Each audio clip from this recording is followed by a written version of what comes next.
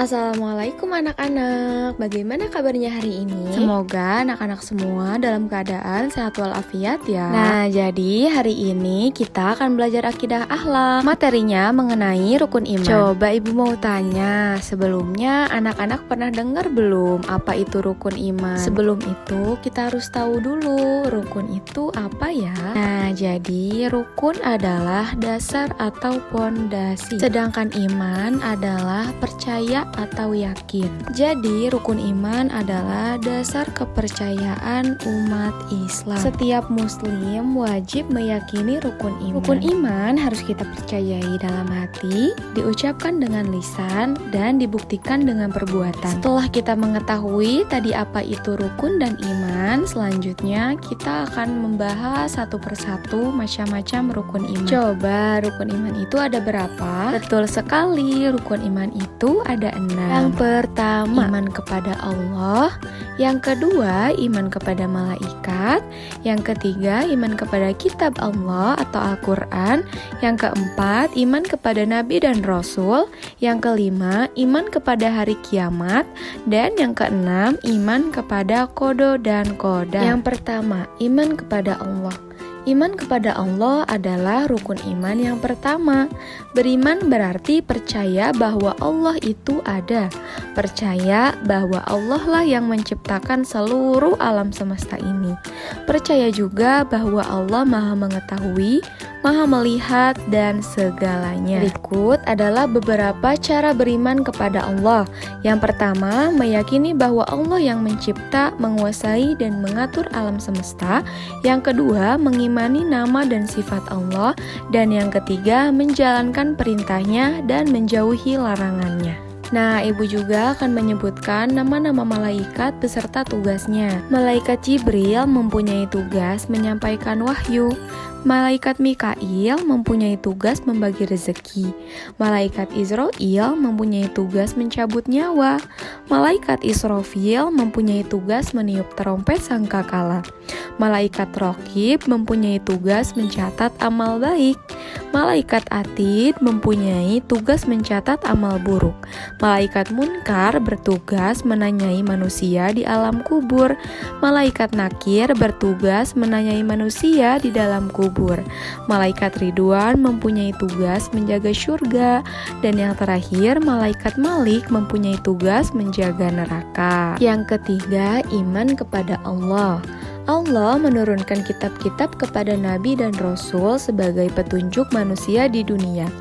Kitab yang diturunkan Allah ada 4 macam. Yang pertama, Taurat diturunkan kepada Nabi Musa alaihissalam. Yang kedua, Zabur diturunkan kepada Nabi Daud alaihissalam.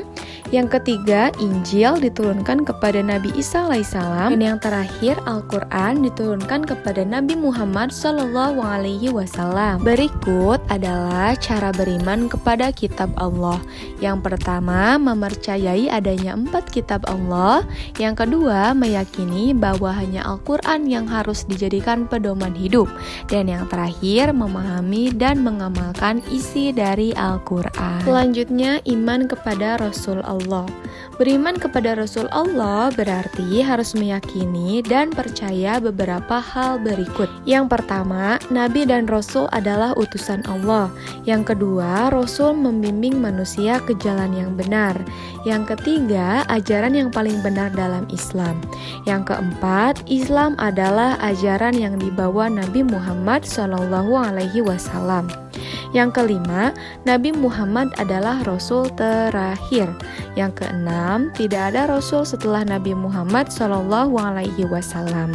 Dan yang terakhir, jumlah Nabi dan Rasul yang wajib kita ketahui ada 25. Nama-nama Nabi yang 25 ini kita harus ketahui juga ya. Adam, Idris, Nuh, Hud, Soleh, Ibrahim, Lut, Ismail, Ishak, Yakub, Yusuf, Ayub, Su'aib, Musa, Harun, Zulkifli, Daud, Sulaiman, Ilyas, Ilyasa, Yunus, Zakaria, Yahya, Isa, wal akhiru khatimul anbiya, Muhammad al-Mustafa. hafal. Selanjutnya, iman kepada hari kiamat.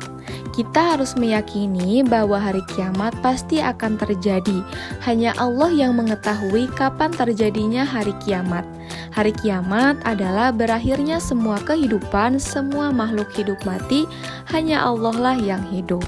Kita juga harus meyakini bahwa semua amal perbuatan kita di dunia akan dipertanggungjawabkan di hari kiamat nanti. Yang terakhir, iman kepada takdir atau qada dan qadar. Takdir berarti ketentuan Allah. Kita harus meyakini dengan sepenuh hati adanya ketentuan Allah yang berlaku bagi semua makhluk hidup. Qada adalah ketentuan Allah tentang makhluknya sebelum dilahirkan di dunia hingga meninggal. Sedangkan qadar adalah perwujudan ketetapan Allah tentang makhluknya yang telah, sedang, dan yang akan terjadi. Terakhir, kita harus mengetahui hikmah meyakini rukun iman. Yang pertama, menambah ketaatan terhadap Allah Subhanahu wa Ta'ala. Yang kedua, mendapatkan bimbingan dan keberkahan. Yang ketiga, diampuni dosanya oleh Allah Subhanahu wa Ta'ala.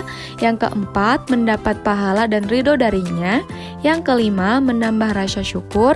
Dan yang terakhir, mendapatkan keberkahan hidup. Nah, anak-anak, jadi itu dia pembahasan tentang rukun iman. Semoga anak-anak bisa mengerti dan paham dan bisa mengimplementasikannya di kehidupan sehari-hari. Mohon maaf bila ibu ada kesalahan. Sekian pembelajaran kita kali ini mengenai akidah akhlak tentang rukun iman. Terima kasih anak-anak. Wassalamualaikum warahmatullahi wabarakatuh.